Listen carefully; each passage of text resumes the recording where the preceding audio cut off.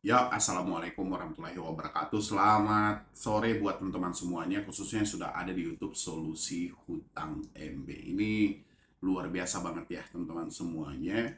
Makin ke sini saya perhatikan pelacakan lokasi, tracking identitas, memperluas penagihan ke tempat kerja, habis itu ke tetangga dan segala macam. Kata-kata ini selalu saja menjadi hal yang paling ditakutkan, apalagi soal pelacakan lokasi, ya. Apalagi tadi itu saya dapat DM banyak banget ya dari teman-teman semuanya.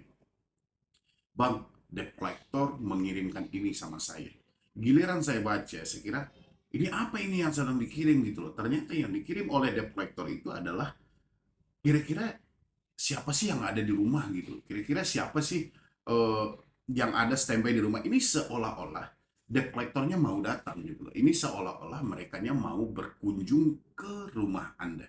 Ini sebenarnya permainan supaya terjadi hal-hal yang menakutkan sehingga ya Anda melakukan dari lubang tutup lubang. Sebenarnya teman-teman, data-data yang mereka kirim ini oleh debt collector, saya selalu sampaikan ini sebagai alat sandera saja. Ya, KTP. Habis itu data-data kontak. Kalaupun dia mengambil kontak-kontak Anda, habis itu dia tentang kontak darurat. Habis itu dia mendapatkan misalnya data-data di tempat lain, entah itu dari Get Kontak, entah itu dari kasus yang viral sekarang dari Edabu misalnya gitu ya. Sebenarnya nggak ada fungsinya bagi mereka. Fungsinya nggak ada, teman-teman. Mereka mengirimkan data Anda ini kembali kepada diri Anda. Ya tujuannya ya untuk membuat Anda panik juga, membuat Anda stres juga gitu loh. Dengan beberapa data-data yang telah mereka kantongi. Padahal debt collector juga bingung gitu loh. Sebenarnya data ini buat apa bagi mereka? Ya, cuma karena kita ini berada di posisi di mana kita saat ini sedang berada di dalam satu masalah sehingga ini akan menjadi beban berat itu bagi asumsi kita atau akan menjadi masalah berat, entah itu anak kita diselakai, entah itu nanti dia menghubungi tempat kerja suami, entah itu dia bisa nanti eh, datang ke rumah membuat keribut. Ini asumsi yang lahir gitu loh. Coba kita analisa sekarang debt collector ada akses edabu. Oke, ini adalah kesalahan dari BPJS. Ya, sekarang BPJS telah mengkonfirmasi bahwasannya itu hoax. Oke lah, ya. Tujuan mereka membuka identitas diri ini dari debt collector, tujuannya bukankah itu hanya semata untuk membuat Anda panik, untuk membuat Anda stres, untuk membuat Anda ketakutan. Nah, kalau tiga hal ini sudah terjadi, kepanikan sudah ada, kesetresan sudah ada, ketakutan sudah ada, apalagi di balik ini? Otomatis secara tidak langsung Anda akan didorong untuk gali lubang tutup lubang. Ya. Dan Anda pun akan terpaksa melakukan hal itu. Kenapa? Karena ada data anak, ada identitas diri yang lainnya yang akan terbuka, bahkan data orang tua dan segala. Ini menjadi bahan ketakutan. Ini sama aja poinnya, teman-teman. Sama aja ketika dia ingat data Anda lengkap sama kami. Ada foto KTP, foto selfie, data identitas dan segala, sama dengan hal tadi gitu. Ya, sebenarnya teman-teman semuanya, saya 8 tahun ada di YouTube, selalu mengajarkan bagaimana caranya kita memulihkan mental kita ini. Karena sumber masalah yang sebesarnya terjadi di dalam pemikiran. Meskipun semuanya tidak terjadi pada diri Anda, ketika Anda melihat sesuatu, rasa kekhawatiran tadi akan terjadi juga pada diri Anda gitu. Ya. Jadi lebih kepada pemikiran. Saya juga selalu menyampaikan di dalam beberapa video saya sampaikan ini. Satu-satunya yang bisa mengalahkan pinjaman online adalah mental baja. Yang mana bodoh amat. Ya, yang menjadi alat sandaraan mereka kan adalah identitas diri kita tadi. Berupa KTP, identitas yang ini sandaraan. Mereka akan sandera ini tujuannya untuk apa? Supaya mendorong kita kembali untuk gali lubang, tutup lubang. Ini tujuan mereka gitu loh. Tapi kalau kita bodoh amat dan kita nggak peduli dengan hal itu, mereka pun juga nggak bisa berbuat banyak. Ya, ini ranahnya pinjaman online. Mereka akan menjangkau kita dengan cara online juga. Makanya telepon, WhatsApp, email ini nggak akan pernah tertinggal. Apalagi SMS, template, WhatsApp juga seperti nggak akan pernah tertinggal karena poinnya ini adalah online. Tidak bertemunya antara si peminjam dengan si penerima. Nah, Balik lagi kita kepada konsep telat bayar tadi. Dapatlah kita satu chat misalnya gitu. Kami akan melakukan skip tracing, kami akan melakukan pelacakan lokasi, kami akan mendatangi perusahaan Anda dan mencari di mana tempat kerja. Tujuannya apa? Tujuannya membuat Anda panik, membuat Anda ketakutan. Setelah ketakutan, Anda akan gali lubang tutup. Walaupun Anda menjawab hari ini, loh kok kayak gitu? Kan saya sedang berusaha dan segala macam. Oke, pinjol itu, ketika Anda telat bayar, dia sudah tahu bahwa uang Anda tidak ada. Ya, ingat ini teman-teman ya, poin pentingnya. Pinjol itu tahu. Hari ini teman-teman semuanya telat bayar. Ya, belum melakukan pembayaran seminggu, 2 minggu, sebulan misalnya. Pinjol tahu. Debt collector tahu. Tapi mereka juga tahu, mereka juga paham identitas Anda tadi, data Anda tadi masih bisa digunakan ke tempat lain. Itulah makanya mereka mendesak atau mendorong Anda untuk gali lubang, tutup lubang. Ya, jadi teman-teman nggak usah tafsirkan apa yang Anda lihat melalui chat WhatsApp, apa yang Anda lihat melalui SMS, apa yang Anda dengar melalui telepon.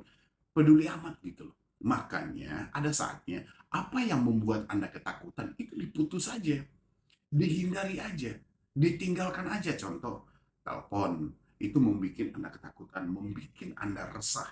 Ya sudah, teleponnya diganti nomornya. WhatsApp juga seperti itu. WhatsApp setiap kali saya membaca dan segala macam, saya malah jadi stres lagi. Ya udah, WhatsAppnya dihapus. Email juga seperti itu. Kita masih bisa mencegah, hanya saja asumsi teman-teman ini melompati batas yang ada. Ya, saya ganti nomor, nanti tetangga saya dihubungi. Saya ganti nomor, nanti kontak darurat saya. Saya ganti nomor, nanti anak saya. Ini asumsi liar yang selalu Anda pakai. Seolah-olah itu benaran akan terjadi. Padahal nggak ada. Semakin Anda pertahankan komunikasi tadi, besar peluang hutang Anda akan semakin banyak dan Anda akan kesulitan untuk lepas dari jeratan yang ada. Ya, ini bukan soal mengajarkan kita kabur dan enggak. Selama ini telepon itu dipergunakan untuk apa? Yang seharusnya telepon ini digunakan untuk berkomunikasi dengan kita, menghubungi kita ketika jarak jauh, dijadikan sarana tempat mencaci maki. WhatsApp juga hampir sama. Ya, ini kan penghubung semuanya, tapi dijadikan apa? Buat ngirimin data-data yang ada. Jadi bukan solusi yang kita dapatkan di tengah kesulitan yang ada, malah kepanikan, malah kesetresan, malah kekhawatiran. Makanya langkah yang paling tepat, komunikasi ini. Ya, kalau mental tidak baik-baik saja. Tapi kalau mental Anda bodoh amat, aktifkan semua komunikasi.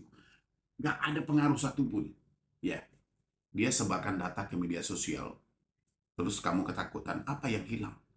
Nggak ada yang hilang. Ya, oh malu bang, ini kalau malu harusnya sejak awal. Ya, karena pinjol itu ya akhirnya akan mempermalukanmu untuk mengambil tagihan tadi. Sekarang pertanyaannya adalah kita ini tidak mampu bayar. Oke, PR-nya untuk mencegahnya sangat sulit. Ya, tapi langkah yang kita lakukan adalah mencari tahu nama aplikasinya dan kita laporkan kepada pemangku atau pembuat kebijakan. Itu poinnya. Selama ini yang kita perhatikan, mereka melakukan tindakan pengancaman, intimidasi, segala macam. Tidak menyebutkan nama aplikasi. Nah, berarti ada sesuatu yang mereka takutkan. Kenapa mereka tidak berani menyebutkan nama aplikasi? Ketika ini terjadi pada diri kita adalah langkah yang paling tepat. Bagaimana caranya? Kita berkomunikasi dengan mereka, tapi mereka menyebutkan nama aplikasi. Ya, tapi lihat dulu perjalanan dari chatnya. Karena debt collector itu sangat cerdik juga teman-teman. Dia ada dua nomor. Yang satu menagih dengan cara yang baik, yang satu dengan caci maki. Ketika kita bertanya, ini dari aplikasi mana, di tempat yang caci maki, mereka menjawabnya di tempat yang SOP. Ya, liciknya mereka di sana, makanya harus Anda cari tahu nama aplikasinya. Tapi kalau mereka misalnya tidak mau menyebutkan nama aplikasinya, bukan berarti teman-teman harus ketakutan. Ya persetan dan bodoh amat gitu loh. Peduli apa kita dengan hal itu terserah mereka. Ya, kapan perlu teman-teman semuanya putus semua komunikasi, tutup media sosial, persetan dengan hal itu. Oke, mudah-mudahan ini bisa membantu dan menjawab semua pertanyaan teman-teman semuanya. Tidak ada lagi tidak ada lagi yang ketakutan ya. Jadi buat teman-teman semuanya nanti yang mau berkomunikasi langsung dengan saya boleh di nomor yang ada di bawah ini, hubungi dulu admin saya, sampaikan nanti saya pengen diskusi dengan Medi Broni, atau teman-teman ingin saya dampingi supaya pemulihan mentalnya dan segala macam, kita juga bisa mendampingi supaya tidak salah langkah dan salah dalam berpikir, karena kesalahan dalam berpikir otomatis ini kesalahan dalam bertindak. Maka dari itu buat teman-teman semuanya jangan ragu, hubungi aja nomor admin saya dan sampaikan saya ingin cerita, saya sangat siap untuk mendengar cerita Anda dan menanti dan memberikan solusi-solusi terbaiknya supaya jangan salah langkah. Ya, buat teman-teman semuanya mudah-mudahan ini bisa membantu Anda. Tidak ada yang kecemasan lagi, tidak ada yang ketakutan lagi, tidak ada yang khawatir lagi, pokoknya semuanya omong kosong gitu loh. Apapun ancaman dari debt collector, tidak berani menyebutkan nama aplikasi. Benar atau tidak? Ya pasti benar. Oke, jadi sekian dulu dari saya, Medi Broni. Wassalam.